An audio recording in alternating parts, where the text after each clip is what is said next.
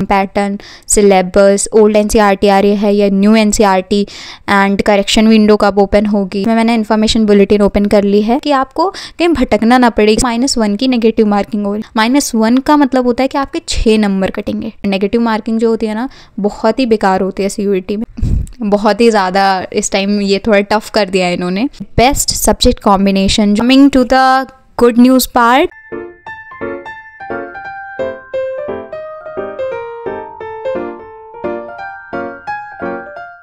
hello everyone, welcome back to my channel. This is me Janvi Shukla, and in today's video we will be discussing each and every aspect of CUET UG 2025। मतलब यहाँ पर आपको exam pattern, syllabus, old NCERT आ रही है या new NCERT, and correction window कब open होगी और फीस क्या है, सब कुछ इन डिटेल पता चल जाएगा। आपको कोई भी डाउट नहीं रहेगा इस एक वीडियो देखने के बाद, तो एंड तक देखिएगा। So without any further delay let's get into the video. तो मैं अपना टैब लेकर के बैठी हूँ यहाँ पर, एंड इसमें मैंने इन्फॉर्मेशन बुलेटिन ओपन कर ली है। एंड फर्स्ट ऑफ ऑल मैं चाहती हूँ कि आपके पास भी इन्फॉर्मेशन बुलेटिन डाउनलोडेड रहे, आपके पास आपका सिलेबस डाउनलोडेड रहे, जैसा कि आपको कहीं भटकना ना पड़े। इसके लिए मैं आपको स्टेप्स बता दे रही हूँ कि आपको क्या करना है। पहली बात तो आपको CUET.NTA.AC.in की वेबसाइट पर जाना है। कभी कभी वो PG वाली वेबसाइट खुल रही है तो आप UG लगा दो कि CUET UG 2025 आगे लिख सकते हो आप, तो डायरेक्ट आपको उसी वेबसाइट पर लेके जाएगी। अब इसमें आप जब इस होम पेज पे आ जाएंगे तो आपको इन्फॉर्मेशन एक करके बॉक्स दिखेगा। इन्फॉर्मेशन पे आप जब क्लिक करेंगे तो आपको इन्फॉर्मेशन बुलेटिन और सिलेबस, ये 2 ऑप्शन दिखेंगे। जब आप इन्फॉर्मेशन बुलेटिन पे क्लिक करोगे तो आपका इन्फॉर्मेशन बुलेटिन जो है वो डाउनलोड हो जाएगा और वहाँ से आप जाकर के सारी इन्फॉर्मेशन देख सकते हो। बाकी मैं इस वीडियो में भी आपको सारी चीज़ें बता दूँगी। सबसे पहले कि आपका एप्लीकेशन फॉर्म तो आउट हो चुका है, आपको पता है, और लास्ट डेट फिल करने की है 22 मार्च 2025। इसके बाद आपके जो करेक्शन विंडो होगी वो 24 मार्च से ओपन हो जाएगी और 26 मार्च को अप टू 11:50 PM तक वो चलेगी। वो बाद में थोड़ा डेट एक्सटेंड भी कर देते हैं, पर इतना अभी इन्होंने बता रखा है। और आपको फ़ीस भी रिक्वायर्ड रहती है करेक्शन विंडो के टाइम पे, जब आप शायद सब्जेक्ट चेंज करते हो। और जो बेसिक डिटेल्स होती हैं उसे आप नॉर्मली बिना फ़ीस के भी एडिट कर सकते हो। बाकी आपका एडमिट कार्ड वगैरह बाद में आएगा। जब एडमिट कार्ड आएगा तभी उसके बाद आपको सिटी ऑफ एग्ज़ामिनेशन बता दिया जाएगा। डेट ऑफ एग्ज़ामिनेशन क्या है आपकी, 8 मई से 1 जून 2025 है, ये टेंटेटिव है, ठीक है।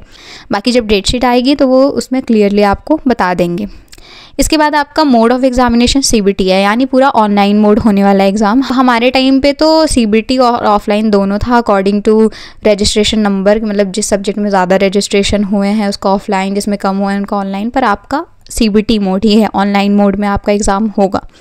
बाकी आपका फ़ीस यहाँ पे मेंशन कर दे रही हूँ मैं, एप्लीकेशन फॉर्म की फ़ीस कितनी है। अगर आपने 3 सब्जेक्ट लिए हैं तो जनरल के 1000, और अगर आप फिर एक्स्ट्रा सब्जेक्ट ले रहे हो तो ईच सब्जेक्ट का आपको 400 रुपये देना है।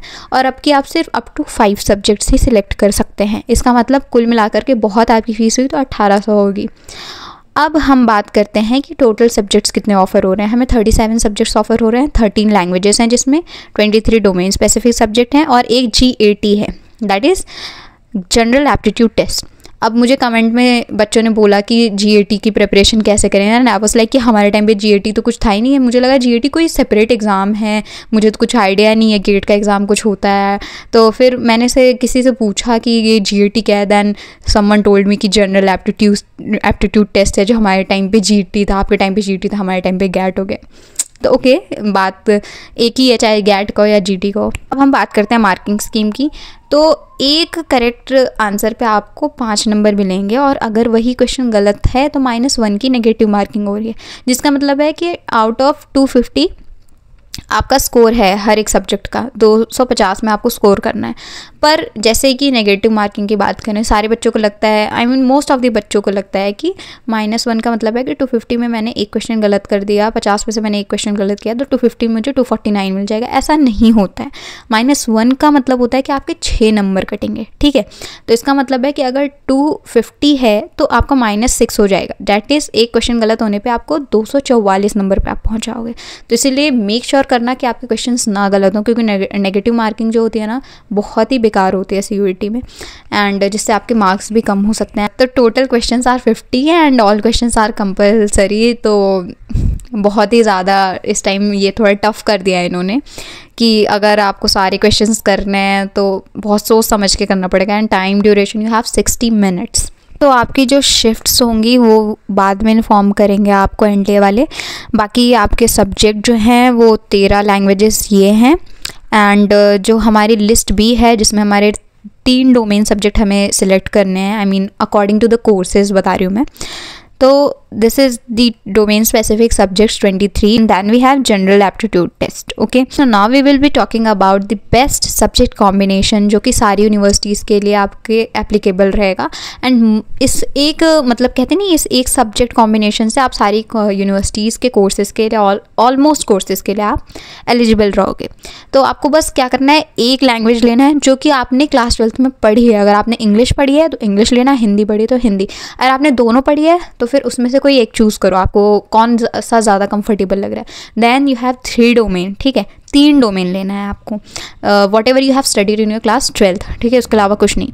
And third you have GAT। For other universities it is important, पर DU के लिए for most of the courses GT is not as much important. Okay, so coming to the good news part, and I am feeling very relaxed कि भाई ये काम आपके लिए अच्छा कर दिया है, क्योंकि क्वेश्चन तो 50 कंपलसरी कर दिए हैं, पर ये इन्होंने अच्छा करा है कि while going through the syllabus of political science मैंने सोचा एक बार देखें कि न्यू NCERT इन्होंने दिया है या ओल्ड NCERT, और जिसमें मैंने कंटेम्प्रेरी वर्ल्ड पॉलिटिक्स वाले पार्ट में चेक किया तो they have given you new NCERT only. So congratulations to you, क्योंकि आपको ओल्ड NCERT नहीं पढ़नी पड़ रही है। और मैं ओल्ड NCERT के जैसा आपको दिखा रही हूँ, हमारे टाइम पे we had our cold war वाला फर्स्ट चैप्टर और आपके इसमें वो नहीं है। This means that you have your new NCERT, ठीक है। तो कुछ भी अब ओल्ड NCERT न्यू NCERT वाले उस मैटर में नहीं पढ़ना है, सिर्फ जो NCERT आपके पास है उसी को पढ़ो। फॉर द इंग्लिश सिलेबस आपको मैं स्क्रीन पे दिखा दूं, पहले तो रीडिंग कॉम्प्रिहेंशन आएगा और 3 टाइप के पैसेजेस आपको मिलेंगे, फैक्चुअल, नैरेटिव एंड लिटरेरी। और बाकी आपका वर्बल एबिलिटी आएगी, जैसे rearranging the parts, match the following, choosing the correct word and synonym and antonyms. ये इतना छोटा दिख रहा है ना आपको, इसमें बहुत डिटेल में आपको पढ़ना पड़ेगा, आई मीन थोड़ा ग्रामर पढ़ के जाना अच्छे से। Okay, so now coming to the general aptitude वाला part, you have general knowledge, then current affairs, general mental ability, numerical ability, reasoning भी आएगी आपकी, जिसमें सब mention algebra, geometry, mensuration, statistics, ठीक है, logical and analytical reasoning आएगी, general science and environment literacy। तो ये आपका GT का सिलेबस हो गया। तो हमने सारी चीज़ें इस वीडियो में कवर कर ली। हमारा एग्ज़ाम पैटर्न क्या रहेगा, टाइम ड्यूरेशन, फिर correction window, old NCERT versus new NCERT, and this is a good news कि आपकी न्यू NCERT आ रही है। तो गाइज़ आपको परेशान होने की बिल्कुल ज़रूरत नहीं है, सिर्फ न्यू NCERT पे फोकस रहो। एंड थोड़ा सा इन्होंने टफ़ कर दिया है आपके लिए, पर ये भी अच्छा है कि न्यू NCERT ही रख करके टफ़ करा है, इसका मतलब है आपको कुछ एक्स्ट्रा पढ़ने की ज़रूरत नहीं है। तो रियली कॉन्ग्रेचुलेशन फॉर दैट। पर ठीक है, आई नो 50 क्वेश्चन कंपलसरी कर दिए हैं, कोई ना, आई बिलीव कि आप कर लोगे। मेहनत करो, अभी बोर्ड्स ख़त्म होते ही 4-5 दिन का रेस्ट लेके तुरंत तैयार हो जाओ अपने क्वेश्चन सॉल्व करने के लिए। NCERT कर लोगे, that is more than sufficient, कर लोगे अच्छे से, बिल्कुल स्ट्रेस मत लेना। तो मिलते हैं नेक्स्ट वीडियो में। नेक्स्ट वीडियो से अब हम स्ट्रैटेजी वीडियो पर बढ़ेंगे आगे। दिस वाज रियली इंपॉर्टेंट क्योंकि आपको आपके सारे डाउट्स क्लियर करने थे मुझे। आई होप इस वीडियो में क्लियर हो गए होंगे, अगर नहीं हुए हैं तो कमेंट कर देना, हम बात कर लेंगे उस पर एंड मैं रिप्लाई कर दूँगी आपके सारे कमेंट्स का।